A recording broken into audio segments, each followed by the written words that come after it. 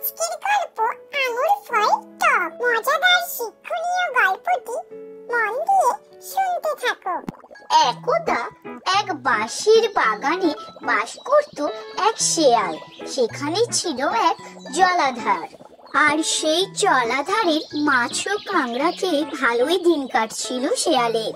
একদিন কাঁকড়া ও মাছ খেতে খেতে শেয়াল ভাবলো, অনেক দিন তো এই কাঁকড়া মাছ খেয়েছি, এবার অন্য কিছু খাওয়া যাক। একটু বনের ভেতর থেকে গিয়ে ঘুরে আসি।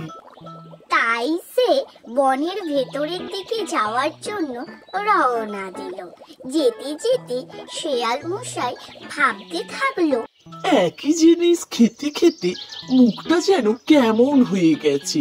দেখি বনের ভিতর অন্যরকম খেয়ে মুখের স্বাদ পাল্টে নেব। আর বনের একটু ভিতরে এসে শেয়াল দাঁড়িয়ে পড়ে এবং ইতস্তত বোধ করতে থাকে।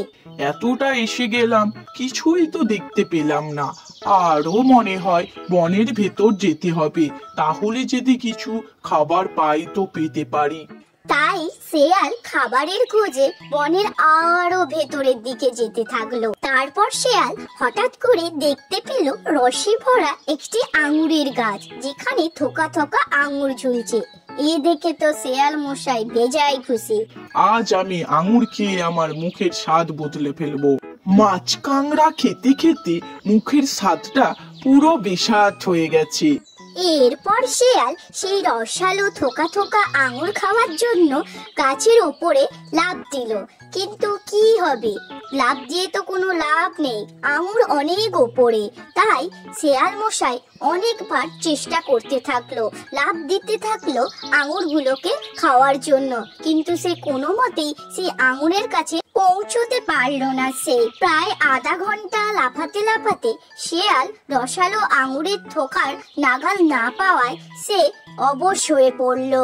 তখন শেয়াল এইরকম মধুর মিষ্টি আঙুর ফল খাওয়ার আশা ছেড়েই দিল। তারপর শেয়াল বলল, এই আঙুরগুলি মোটেই ভালো নয়, এগুলি ভীষণ টক। এরপর শেয়াল আঙুর খাওয়ার আশা ছেড়ে দিয়ে তার অবশ হাত পা নিয়ে সেই স্থান ত্যাগ করলো। শেয়ালের আর মুখের স্বাদ পাল্টানো হলো না।